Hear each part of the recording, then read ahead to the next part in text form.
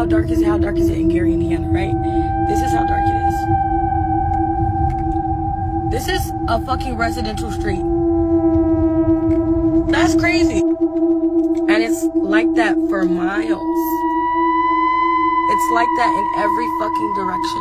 Everywhere you look is like that. Except for the small areas that have power. Everywhere you look, it's pitch black fucking dark. That's crazy. Hundreds of thousands of people in Northwest Indiana still cannot turn on their AC or their lights today. I want to show you that outage map from NIPSCO. At least 270,000 households are still in the dark. These outages are sending customers to any grocery store or gas station they can find that's open. Our Sarah Mucky is live in Highland, where the long lines are causing tensions to rise. Understandably, Sarah, what are you seeing? Yeah, Marie, well, I want you to take a look for yourself. This is the Meyer gas station in Highland. The line behind us snakes through the parking lot in several directions and then twists and winds all the way back to the main road. Some customers that we spoke to have spent hours in this line, so you can imagine things are tense when some people try to cut that wait. Today we heard that this was open, and this is like the only thing open. These Munster residents drove 10 minutes, but waited 2 hours to buy gas for their home generator. A wait that some say is not worth it. It's not worth sitting in line for 4 hours and then having pedestrians yell and scream in your face over getting some gas. It's not that big of a deal. The line's so long that tempers accelerated quickly. Some drivers getting out of their cars to confront people they suspected of cutting in line. Others laying on the horn. These long lines playing out at other locations with gas, like this station in Maryville, where drivers could watch as power crews hit the road from the nearby NIPSCO headquarters. We prepare for these storms, and we were prepared to respond to this storm. That includes staffing. NIPSCO staff tell us this is the biggest storm damage in company history. At their peak, 300,000 customers were without power. That is more than 60% of the people they serve. Now they've called in crews, though there is no timeline yet on when everyone's power will be back on. We also have resources on hand. 1,200 contractors from various states across the country have arrived to help restore Northwest Indiana. So the customers that we spoke to in this line said that they are not worried about the gas station running out of gas. They have seen refill trucks come through here, but at the same time, they have also seen some drivers stranded when their cars didn't make it all the way to the gas pump. From Highland, Sarah Mucky, CBS News, Chicago. Yeah, pulling up there, running on fumes, I'm sure. Sarah, thank you. I have to say something, because what's happening right now in Northwest Indiana is so diabolical.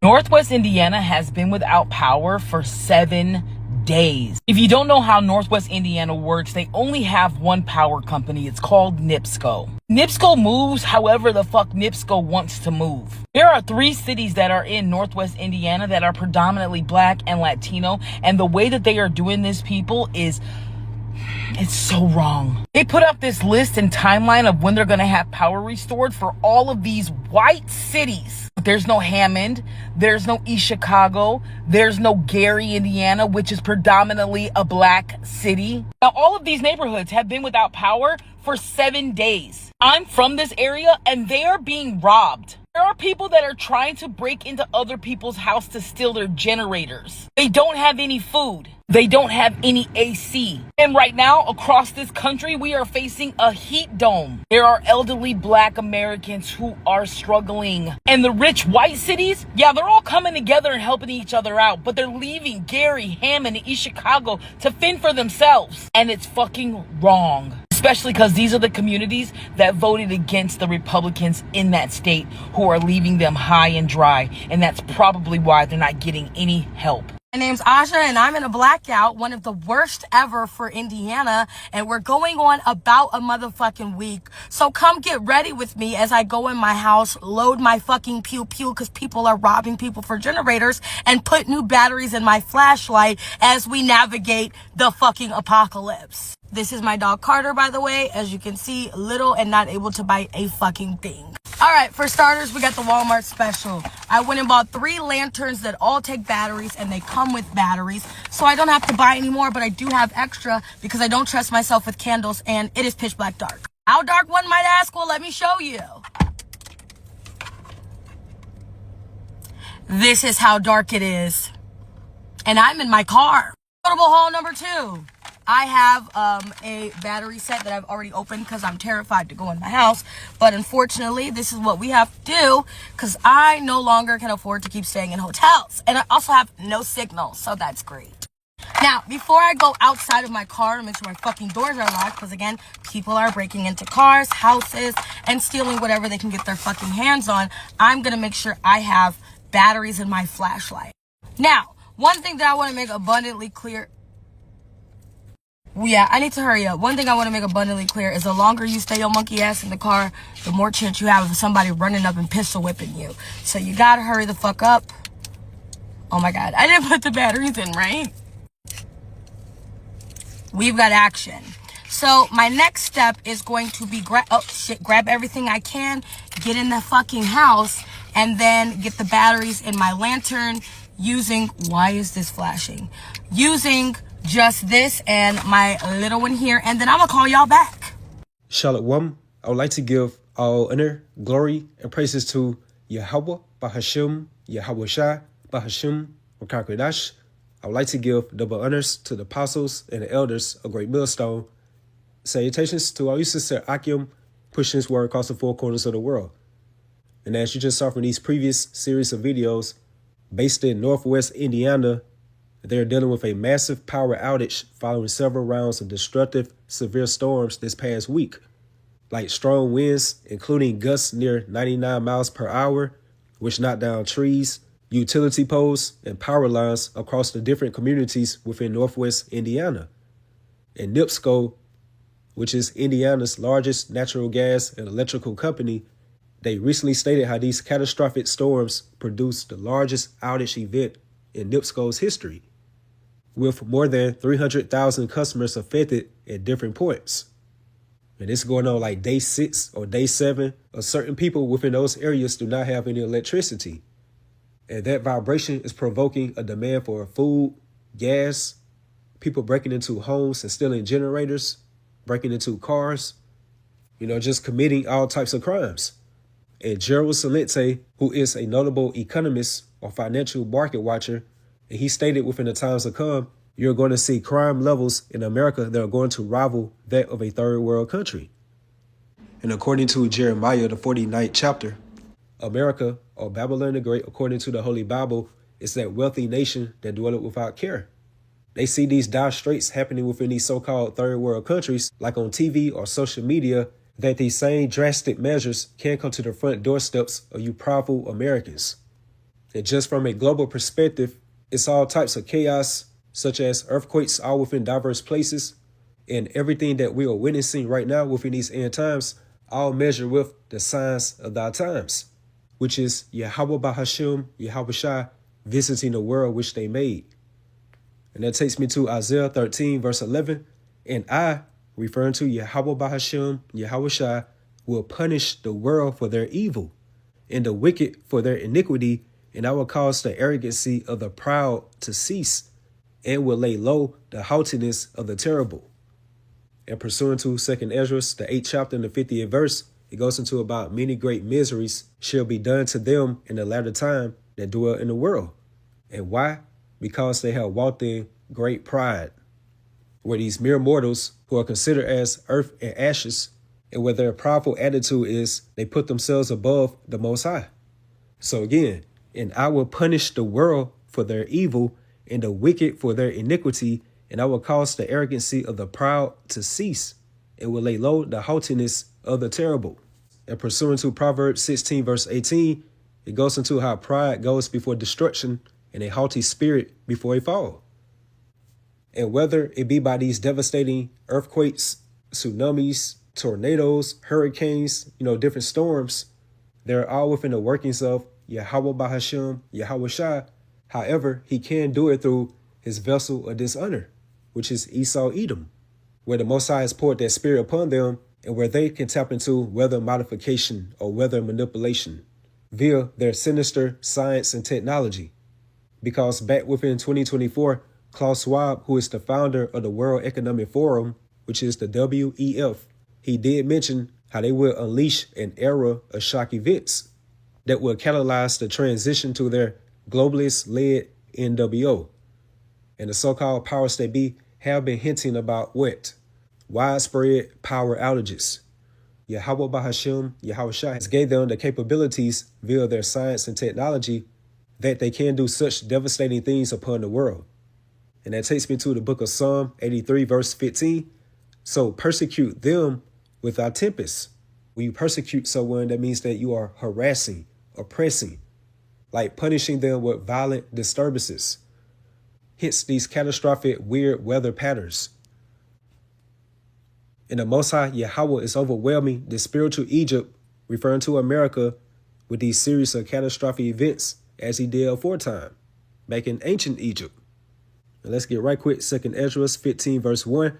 Behold, speak thou in the ears of my people, which is referring to you biblical Israelites, who are you so-called Negroes, Latinos, Hispanics, and Native Americans, the words of prophecy. And prophecy means to say something beforehand. And more so by having that spiritual gift of prophecy, therefore, that means that you have that true testimony of YAHAWASHI, which I will put in thy mouth, saith the Lord, YAHAWAH BaHaShem, YAHAWASHI, and cause them to be written in paper, referring to the Holy Bible, and as it's stated within Ezekiel, the 2nd chapter, within that roll of a book that was written within and without, which again is referring to the Holy Bible, and what was written within, lamentation, mourning, and woe, which aligns up with the signs of thy times of how YAHAWAH BaHaShem, YAHAWASHI are bringing forth these series of catastrophic judgments upon the world. Verse 3, fear not the imaginations against thee, let not the incredulity of them trouble thee. And incredulity goes into like someone's unbelief of not having that spiritual discernment of YAHAWAH BaHaShem, YAHAWASHI. And the consequences of not having that spiritual discernment of YAHAWAH BaHaShem, YAHAWASHI, for all the unfaithful should die in their unfaithfulness. Behold, said the Lord, I will bring plagues upon the world, the sword, famine, death, and destruction. And the word plague goes into a widespread affliction, calamity, distress that can be seen as divine retribution, like these apocalyptic judgments by YAHAWAH BaHaShem, YAHAWASHI. And again, he's working through his vessel of dishonor, or that rod of his anger, referring to Esau, Edom. And let's jump down to verse 11. But I will bring them with a mighty hand and a stretched out arm, which is referring to YAHAWASHI and the heavenly hosts, aka the angels, ushering in the gift of salvation unto the elect of the nation of Israel. And here's the point. And smite Egypt with plagues as before, and will destroy all the land thereof. And this aligns up with the 10 plagues of Egypt when you read the book of Exodus. And one of those widespread afflictions, calamities, or distresses that the Heavenly Father Yahawah brought upon ancient Egypt was darkness.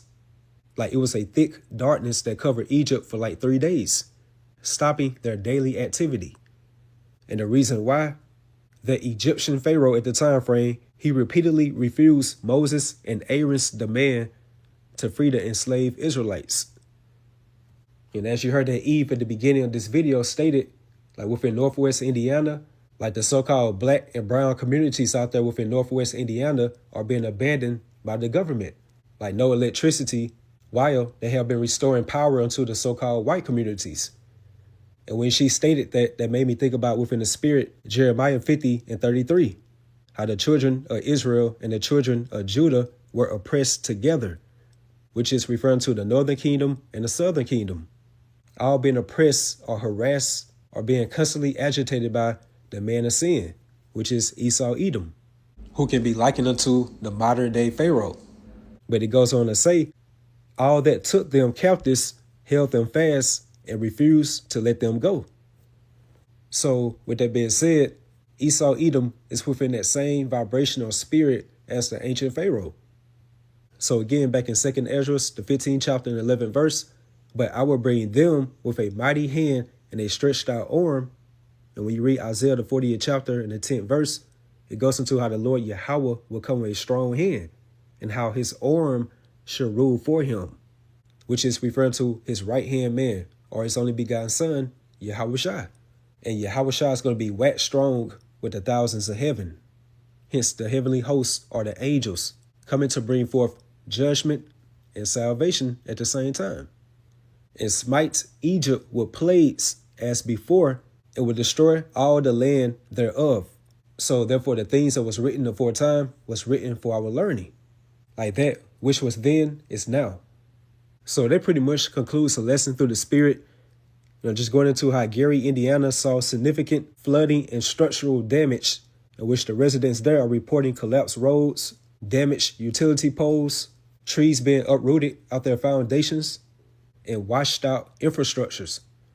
And from the different scenes of Northwest Indiana, it has a leave the world behind type of vibe to it.